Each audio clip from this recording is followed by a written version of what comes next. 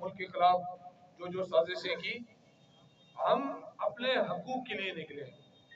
आपने चेयरमैन को, vice chairman को, क्या अदील हमारे एमपी साहब आए हैं, वेलकम करते हैं। अदील भाई आप आगे आपने इस कानून के तहत अपने अख्तियार जो अपने पास लिए, इनका फिर इलेक्शन कराने का मकसद क्या है?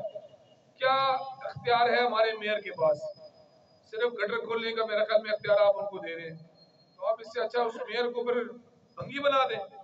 क्या जरूरत है इतना खर्चा कराने की? क्या जरूरत है अवाम के टैक्स के पैसे जाया करने की? इलेक्शन कराने का मकसद होता, आप हिम्मत करें, आप पंजाब और केपीकी की तरह लेकर आए अपने इकदाम, आप पावरफुल करें हमारी यूनियन काउंसिल को।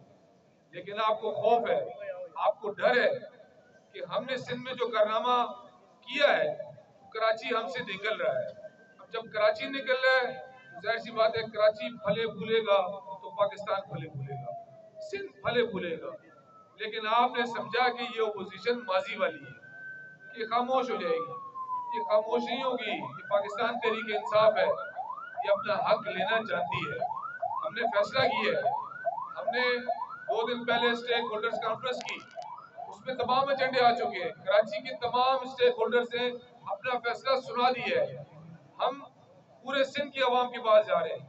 हम इस कानून के खिलाफ कानूनी जंग भी इंशाल्लाह लड़ेंगे, असम्बली की जंग भी लड़ेंगे। और 19 तारीख को इंशाल्लाह इसी असम्बली के बाद, जिस असम्बली के अंदर बदमाशी के तहत आपने ये कानून पास करने की कोशिश की, उसी असम्बली के बाहर ही कराची की और सिंध की आवाम आपको अपना फैसला सुनाएगी और आपको पता चलेगा कि बाकी हमने क्या कोताहियां की हैं।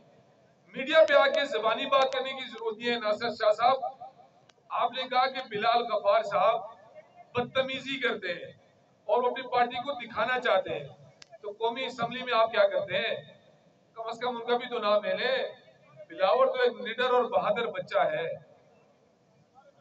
सॉरी, बिलाल बिलाल गफ्फार हमारा पार्लिमानी लीडर है, निमन बच्चा है, बहादुर बच्चा है, मुकाबला करना चाहता है, वो चोर नहीं है। इसीलिए आज कल आपने 2 दिन पहले एक निजी चैनल को इंटरव्यू देते हुए कहा कि बिलाल बदतमीजी करता है।